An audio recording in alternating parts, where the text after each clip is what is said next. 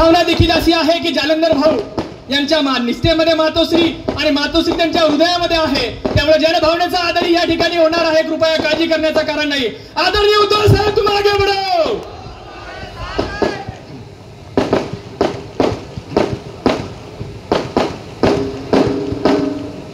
आजपासून सुरुवात केली की काय 23 तारखेची? जमलेल्या माझ्या तमाम महाराष्ट्रप्रेमी बांधवांनो, भगिनी आणि मातांनो, दुपारची वेळ झालेली आहे. ठीक आहे, वारं तसं बरं आहे. महाराष्ट्रामध्ये तर आपलंच वार आहे, दुसरं कोणाचं वारच नाहीये. पण मी तुम्हाला सर्वांना धन्यवाद एवढ्यासाठी देतोय की सगळ्याच पक्षांच्या सभा सुरू आहेत. विशेषतः ज्यांच्याकडे आता गेले 2.5 वर्ष आणि पुढचे 8 दिवस सत्ता राहिलेली आहे, ते सुद्धा सभा घ्यायचा प्रयत्न करतायत, गर्दी गोळा करण्याचा प्रयत्न करतायत, गाड्या पाठवतायत, माणसी किती तेवढे पैसे देत आहेत, खाण्यापिण्याची सोय करतायत. तरी देखील माणसं जेवून वगैरे निघून जातात, त्यांचं भाषणच कोण ऐकायला तयार नाही. पण तसं इकडे नाहीये. तुम्ही सगळे काय सांगायचं तुम्हाला, जीवाभावाची माणसं ताण भुकेची पर्वा न करता भर दुपारी माझ्यासाठी थांबलात, त्याच्याबद्दल मी तुमचा खरोखर ऋणी आहे. लोकसभेनंतर आज आपण पहिल्यांदा भेटतोय. लोकसभेचा पराभव आपला निसटता झाला, पण तो नाही म्हटलं तरी चटका लावून गेलेला आहे. एक थोडी मतं आणखीन इकडून तिकडून खेचली असती तर लोकसभेमध्ये इथून गेलेला तो सुद्धा गद्दार आपण तेव्हाच पाडला असता. ठीक आहे, प्रत्येकाची एक वेळ यावी लागते. त्याची वेळ सुटली, शेपटावरती निभावलं, पण आता याची वेळ काय टळत नाही.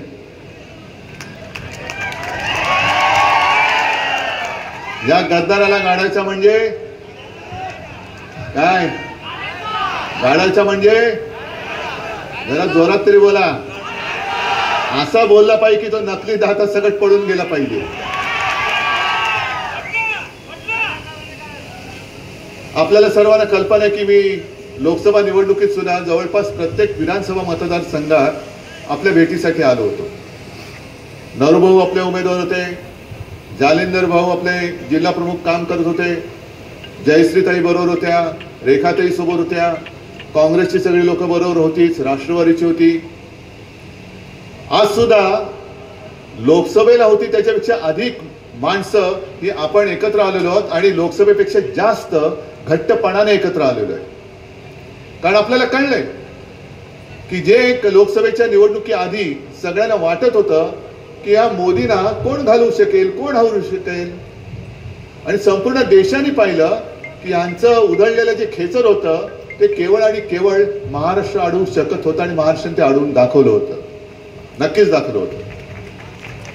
मग त्याच्यानंतर आपली विधानसभा निवडणूक जवळ आली. मी ज्या वेळेला यांनी शिवसेना फोडली, गद्दारी करून फोडली, तेव्हा 2 जणांना मी शब्द दिला होता. एक आपले खेडकर नरूभाऊ आणि जालिंदर, की जालिंदर तुम्ही निवडणूक लढा. जालिंदरने पण सुरुवात केली होती, जयश्रीताईंनी पण इच्छा व्यक्त केली. मग सगळ्यांना एकत्र बसून मी चर्चा केली आणि मग त्यांना जे काही मी सांगितले ते तुम्हाला सांगणार आहे. पण मी जे सांगितले ते तुम्ही पूर्ण केलं तर मी ते करू शकणार आहे. तुम्ही पूर्ण करणार आहात? तो शब्द असा आहे माझा की तुम्ही सगळ्यांनी मिळून जयश्रीताईला आमदार करायचं आहे. तयारी आहे? मग तुम्ही आमदार निवडून दिल्यानंतर आपलं तिकडे बहुमत आल्यानंतर जालिंदरला आमदार करण्याचं काम माझं आहे.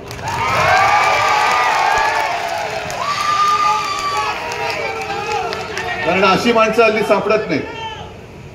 संपूर्ण तयारी केल्यानंतर जालिंदरला सांगितलं, जालिंदर थांबा, साहेब तुमचा आदेश.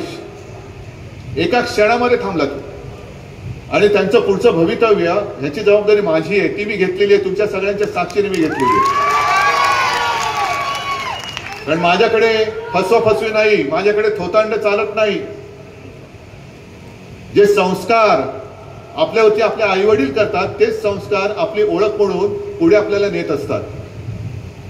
जे शिवसेना प्रमुखांनी मला सांगितलं की उद्धव एक लक्षात ठेव की बाकी सगळ्या गोष्टी जातात आणि परत येतात, जसं सत्ता गेली की परत येते. अरे ट्रम्प पण हारले होते, परत निवडून आले, पण आपण म्हणजे काही ट्रम्प नाही. आपण आहोत ते असेच आहोत, साधीसुधी माणसं आहोत. पण एकदा शब्द दिला तर काय वाटेल ते हो, शब्द पडू द्यायचा नाही. म्हणून मी जालिंदरला तुमच्या समोर शब्द देतोय. आता ही निवडणूक शिवसेना, काँग्रेस, राष्ट्रवादी सगळेच आपले मित्रपक्ष आहेत. रेखाताई पण बसलेले आहेत इकडे. आणि आपल्या विरुद्ध कोण आहे? म्हणून मी माझ्या भाषणाची जी सुरुवात केली की महाराष्ट्र प्रेमी बांधवांनो, भगिनींनो आणि मातांनो, कारण आपण सगळे महाराष्ट्र प्रेमी आहोत. आणि पलीकडे जे आहेत ते महाराष्ट्र लुटणारे, महाराष्ट्र द्रोही आहेत. हे मी उघडपणाने सांगतो, महाराष्ट्र द्रोहीच आहेत ते. जे कोणी छत्रपती शिवरायाचा भगवा झेंडा घेऊन नाचवतात इकडे तिकडे, ते काय सगळेच मावळे तशातला भाग नाही. गेल्या वेळेला आपण एक चूक केली, जरूर चूक केली. काय होते की मी जो काय निवडणुकीच्या प्रचारासाठी फिरतोय, प्रत्येक ठिकाणी आपल्या विरुद्ध आपला गद्दार उभा राहिलेला आहे. आणि मग साहजिकच आहे, चूक माझी. कारण यांना गेल्या वेळेला मी उमेदवारी दिली होती आणि तुम्ही माझ्यावरती विश्वास ठेवून त्यांना निवडून दिलं होतं. ही माझी चूक आहे आणि म्हणून मी त्या चुकीबद्दल तुमच्या सगळ्यांची माफी मागतोय. माझी चूक झालेली आहे, पण ती चूक झाली, त्या चुकीची मी पुनरावृत्ती नाही करणार आहे. त्या चुकीला आता सुधारण्यासाठी मी जयश्री ताईला तुमच्याकडे उमेदवार म्हणून दिलेले आहे. आणि जो विश्वास तुम्ही गेल्या वेळेला याला निवडून देण्यामध्ये दाखवला होता त्याचा घात झाला, पण आता विश्वासघात होणार नाही. कारण जयश्रीताई कशा आहेत तुम्हाला माहिती आहे. आज जयश्रीताईचं भाषण मी पहिल्या प्रथम ऐकलं आणि मला असं वाटलं की आता यांच्या भाषणानंतर मला बोलण्याची गरजच नाही, सगळे व्यवस्थित त्यांनी सुपडा साफ करून टाकलं त्यांचा. आणि महत्वाचा मुद्दा म्हणजे की छत्रपती शिवाजी महाराजांनी मावळे निर्माण केले आणि हा जो शिवरायाचा पवित्र भगवा आहे तो मावळ्याच्या हातात शोभतो, दरोडेखोराच्या हातात शोभत नाही. आपल्या पक्षावरती दरोडा घातला यांनी, चोरी नाहीच, अख्खा दरोडा घातला. 40 जणांची टोळी आली आणि दरोडा घालून आपला पक्ष चोरून नेला. आणि आता म्हणतात हा पक्ष आमचा. गद्दारच आहेत ते, खोकेबाज आहेत, धोकेबाज आहेत. पण 50 खोके म्हटल्यानंतर आता नॉट ओके, आता नॉट ओके झालं. 2.5 वर्ष झाली तुमची. आता एवढं कमावलंय की यांना हरवल्यानंतर सुद्धा त्यांना काही पडलेलं नाहीये. ते त्यांचं आयुष्य जगाला पुढच्या अनेक पिढ्यांसाठी त्यांनी भरून ठेवलेलं आहे. प्रश्न आहे तुमचा. त्यांना तुम्ही संधी दिली म्हणजे आपण संधी दिल्यानंतर संधीचं सोनं करायच्या ऐवजी त्यांनी संधीची माती करून टाकली. भरभराट त्यांची झाली. पण ज्यांनी निवडून दिलं होतं की अरे तू माझ्या घरासाठी काहीतरी करशील, माझ्या कुटुंबियांसाठी काहीतरी करशील, माझ्या शेतमालाला भाव देशील, माझ्या मुलाला नोकरी देशील, ते तसेच बसलेत. आणि हे माजरेच नुसते 50 खोके तर आता नुसते सुटे पैसे झाले असतील त्यांना. त्यांची घरं भरल्यानंतर हे आज पुन्हा एकदा न केलेल्या कामाचं सगळीकडे गवगाव करतायत. एका गोष्टीचा मला खरंच आनंद आहे की एवढे जेवढे पुरुष आहेत त्याच्यापेक्षा जास्त इकडे माझ्या माता भगिनी बसलेल्या आहेत. ही मातृशक्ती आहे.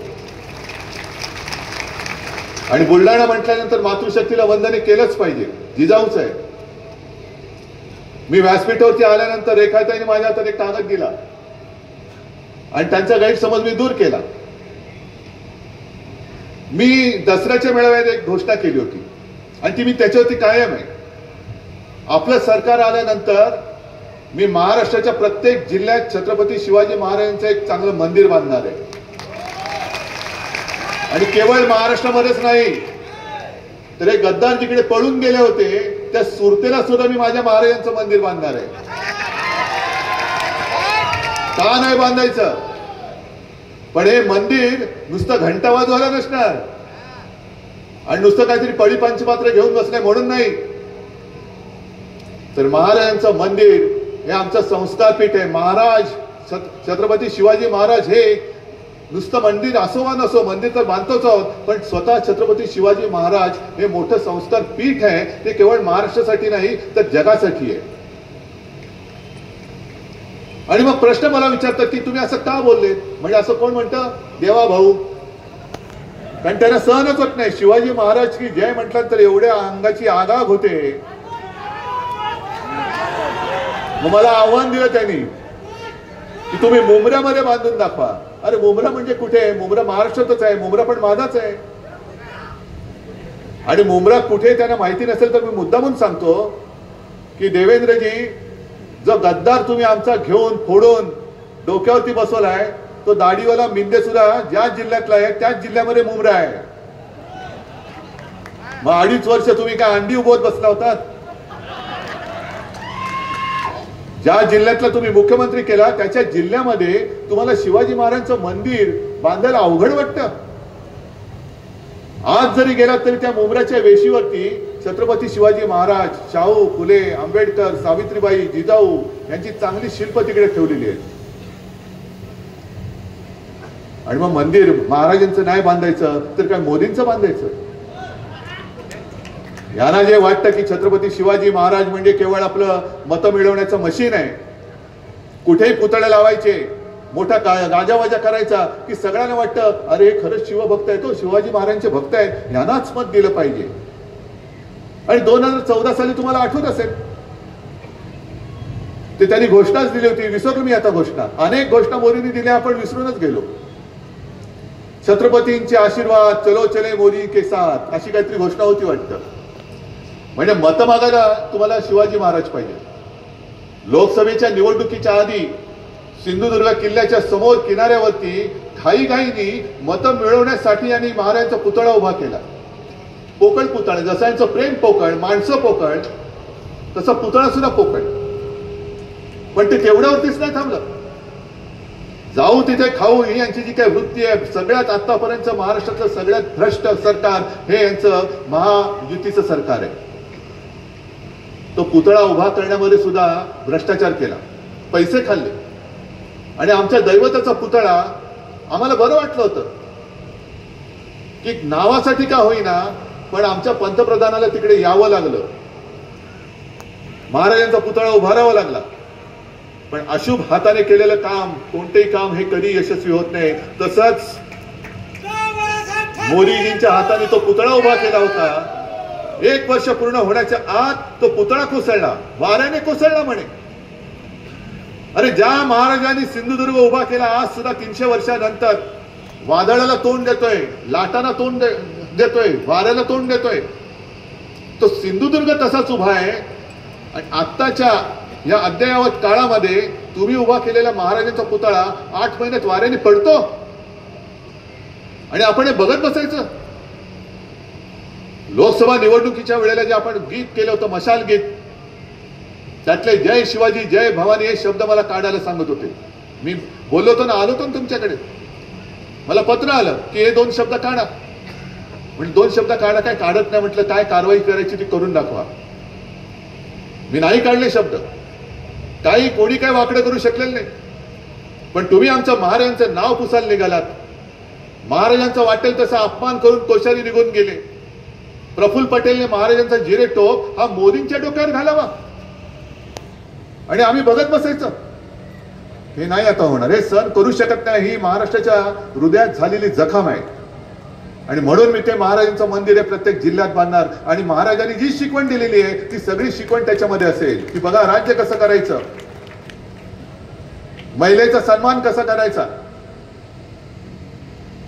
परस्त्री माते समान, महिलेच्या केसालाही धक्का लागता कामा नये, महिलेवरती अत्याचार करणारा कोणी असो, कितीही मोठा असो, त्याला सजा ही झालीच पाहिजे, हे शिकवणारे आमचे महाराज.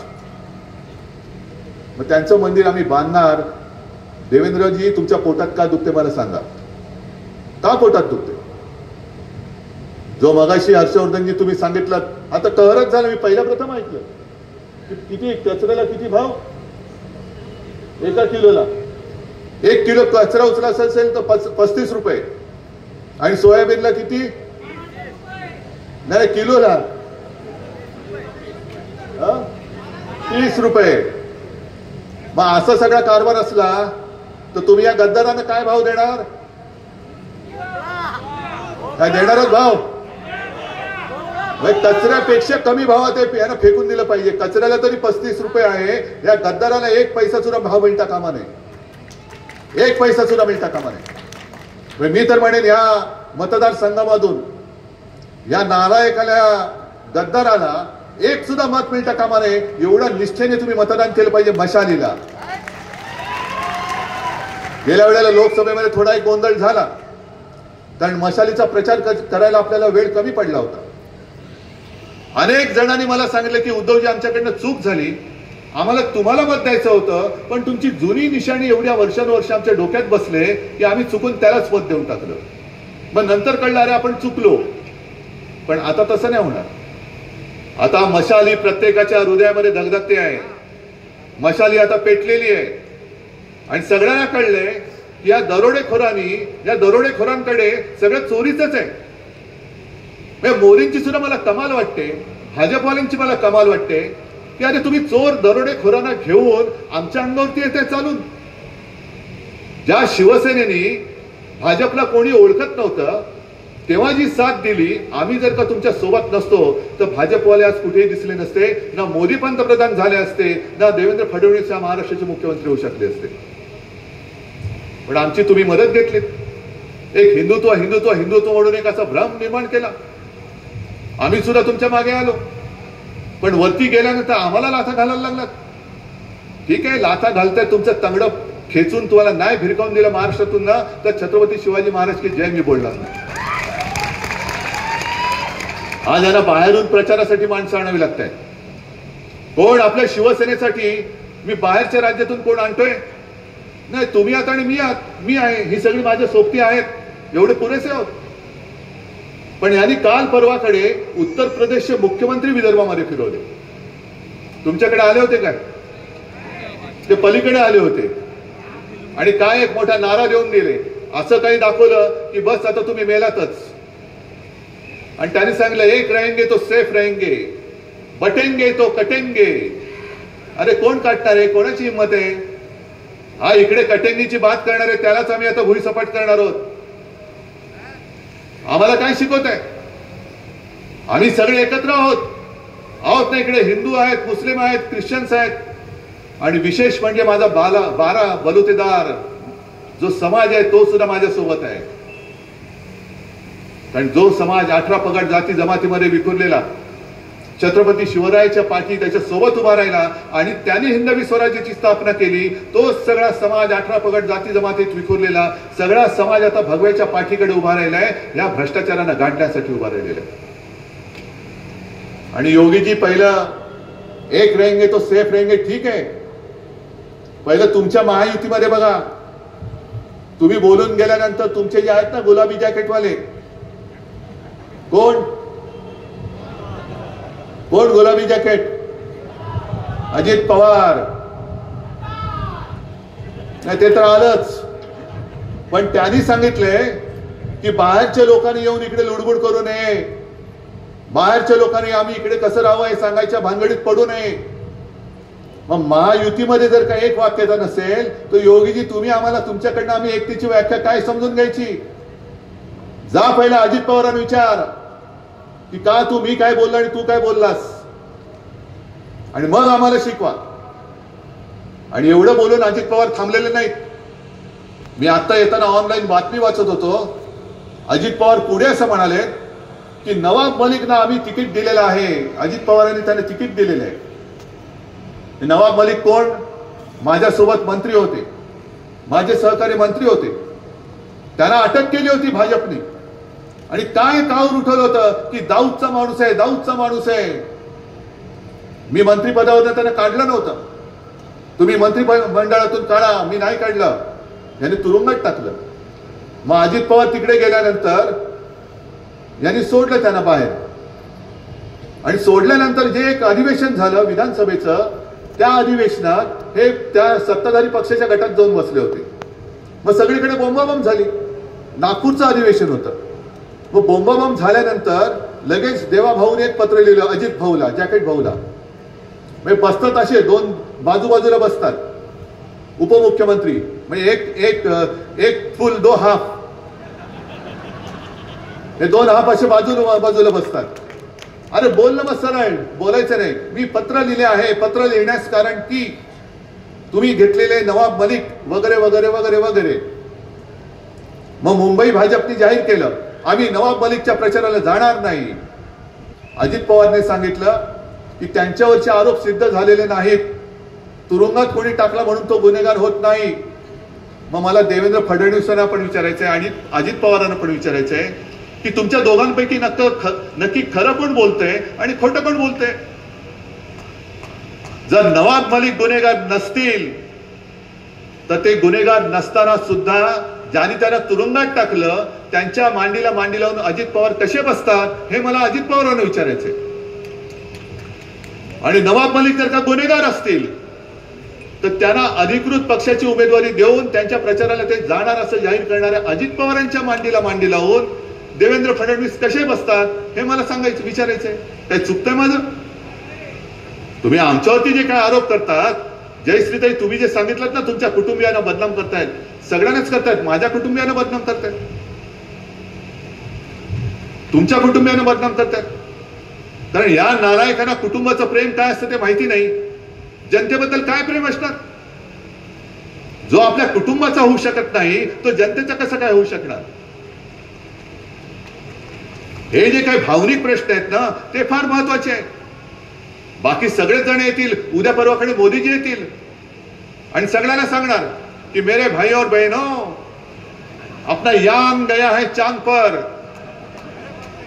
अभी 2090 तक मैं सबको चांद पे घर दे दूंगा. बसा बोंबलत 2090 पर्यंत.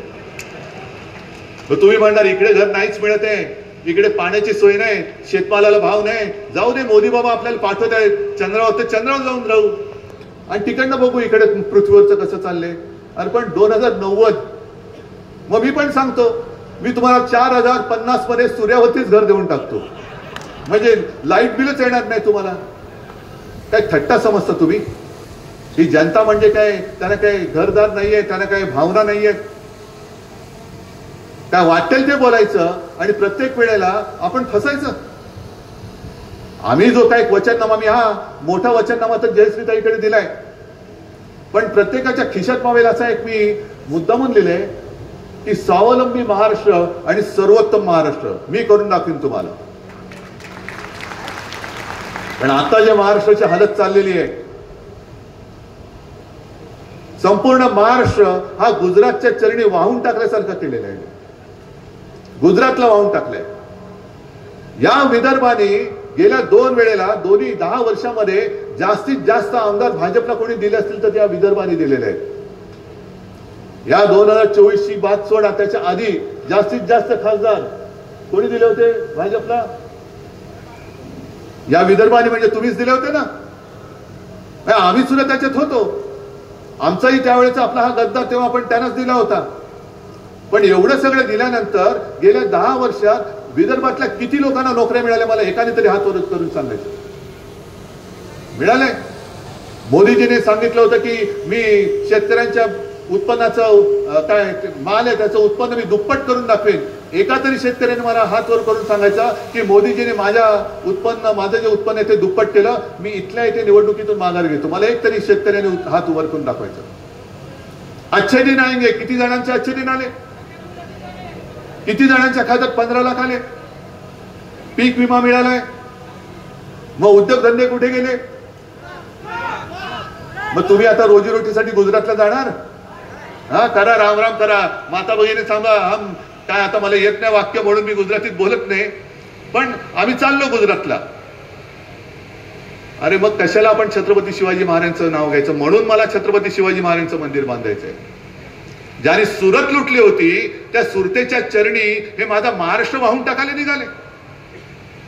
एवढे आपण शंड झालो, एवढे आपण थंड झालो. ही सगळी वचनं ही आहेत आणि मी देऊ शकतो याचं कारण मी 2.5 वर्षामध्ये काम करून दाखवलेलं आहे. 2.5 वर्षात करून दाखवलेलं आहे. मी म्हणजे आपल्या महाविकास आघाडीने जी कर्जमुक्ती केली होती ती तुम्हाला मिळाली होती की नाही हे एकदा मला सगळ्यांनी सांगा. नसेल तर नाही सांगा, खोटं नाही बोलायचं. पीक विम्याची रक्कम आता मिळतच नाहीये, पण सोयाबीनला भाव मिळत होता की नव्हता? किती होता? 10,000च्या वर होता ना. हा, त्याच्यानंतर कापसाला मिळत होता की नव्हता? नुकसान भरपाई मिळत होती की नव्हती?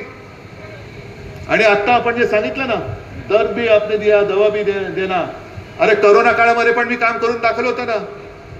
दवा भी दिया था उस वक्त मैंने, ऑक्सिजन दिला होता, सगळं केलं होतं. म्हणजे आताची जी काय थापेबाजी चाललेली आहे की नुसतं निवडणूक आल्यानंतर बहीण माझी लाडकी, माचं नाहीये. ही बहीण ही बहीणच असते. ती निवडणुकीत फक्त लाडकी होऊन चालत नाहीये. बहिणीचा संसार, बहिणीचा नवरा नोकरीला आहे का, तिचे वडील काय करतायत, मुलं काय करतायत, मुलं शिकतायत का, हे कोण बघणार? 1500 रुपयामध्ये बहिणीचं घर चालवायला निघालं.